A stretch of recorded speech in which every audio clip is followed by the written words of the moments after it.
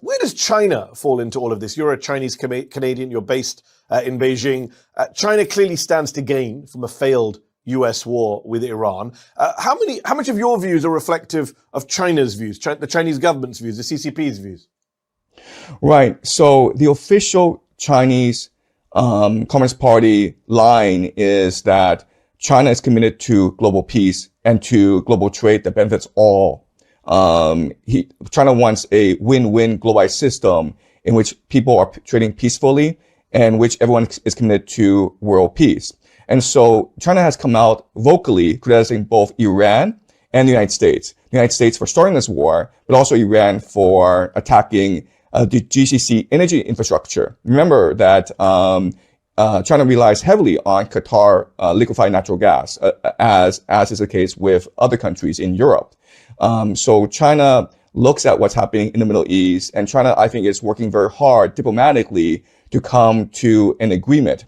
Unfortunately, right now, China doesn't have much leverage over either the United States or Iran.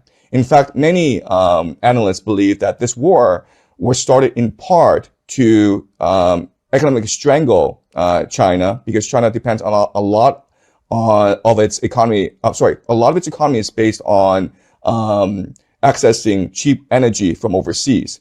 Specifically, the GCC. China imports 40% of its energy needs from the GCC. And so if the GCC were to stop energy production, then the Chinese economy would be in a lot of trouble. And this would give Trump a lot of negotiating leverage over China in the upcoming talks scheduled for mid-May. And I believe that what's going to happen is that because the Chinese are extremely pragmatic and very business-orientated, then I think that Trump and China will sign a landmark deal where China agrees to buy a lot of energy from North America. You're full of praise for China's role in trying to get peace in the Middle East. Here's what I don't get. You were caught filming protests by Chinese workers, famously in 2002 as a freelance journalist at the time.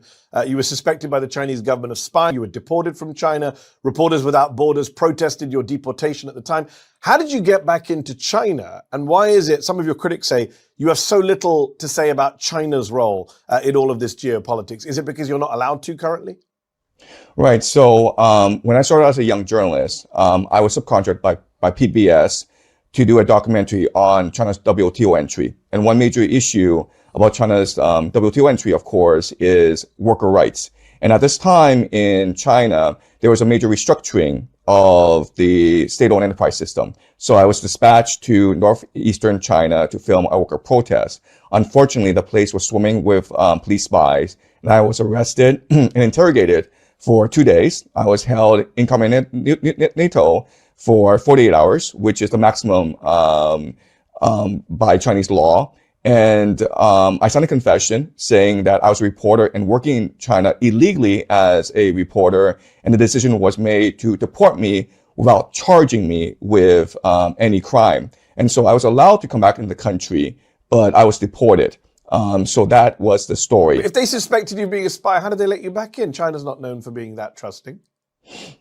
They suspected me of being a spy, but after a 48-hour investigation, after doing a thorough background check on me, they concluded that I was not a spy. And I was a journalist working to film in a worker protest. But it wasn't just 2002. In 2017, we checked, you wrote an op-ed for CNN.com, headline, China's media enables tyranny and corruption. In that piece, you praised the US media as the world's free speech defender of last resort. Do you stand by those views from less than a decade ago? So in 2017, when I was asked by CNN to write an op-ed, I did stand by those views at that time because, like everyone else, in 2016, when Donald Trump won the election, I thought this would be very bad for American democracy because he was clearly not a believer in free speech. Yes. He called the news media fake news. And so I wrote the op-ed for American audience saying, like, the greatest treasure, the greatest wealth of America is the First Amendment, the right to speak whatever you want. And I contrast that with China, where you're not allowed to say whatever you want, where you are very much monitored by the government. Even today, I do not have a Chinese online media presence. I do not say anything online. I do not talk to reporters from China because I'm conscious that whatever I say online could be used against me. But hold on, they allow you to be on this show, they allow you to be on YouTube, you get past the great firewall that you criticized in that CNN piece. How come? Look, the reality is that the best way to understand my situation in China is I'm essentially a Martian on Earth talking to Martians back at home in Mars. Like, I am not part of the Chinese system. I'm on YouTube, which is blocked in China. How do they allow English. you to be on YouTube? This is what I'm not understanding. If you're blocked in China, why do they allow you to become... You're very prominent now. You're famous in the West. I'm sure the Chinese government has noticed that.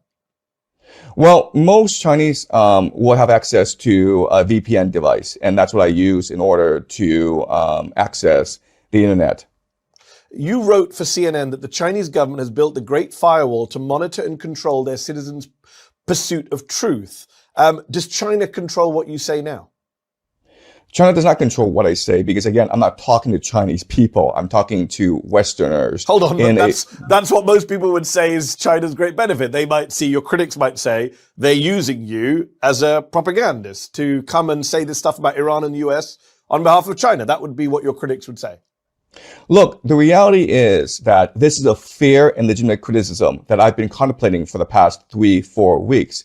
Because, you know, when I first started this YouTube channel like 2 years ago, I was expecting 5,000 viewers who would have a passion for learning, who would be as engaged with literature and geopolitics as I was.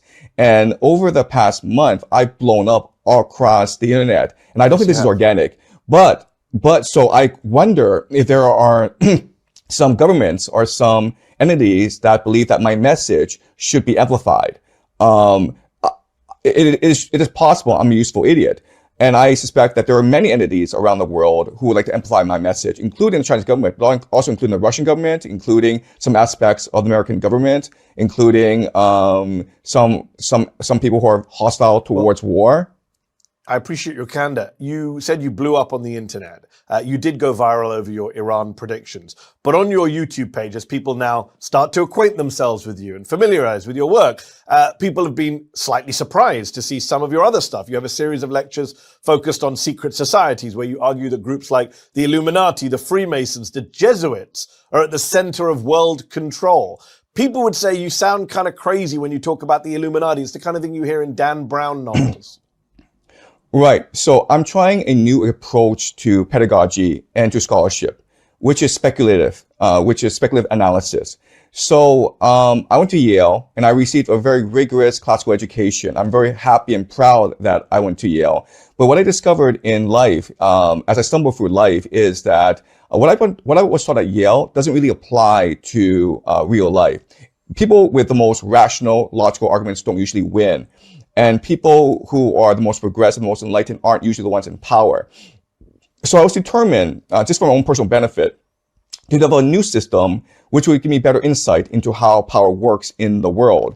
And so I started something called predictive history. And the very idea of predictive history is this: how do we know if our understanding of history is correct? And the answer is, well, we can make predictions based on our historical framework, and seeing if these predictions work out or not, validate our historical models. So what I've discovered is that if you have a combination of game theory, historical patterning, and eschatology, then this gives you a pretty deep insight into how the world will turn out. And secret societies are very much an important aspect of eschatology. I'll come back to secret societies, a couple of things you mentioned there.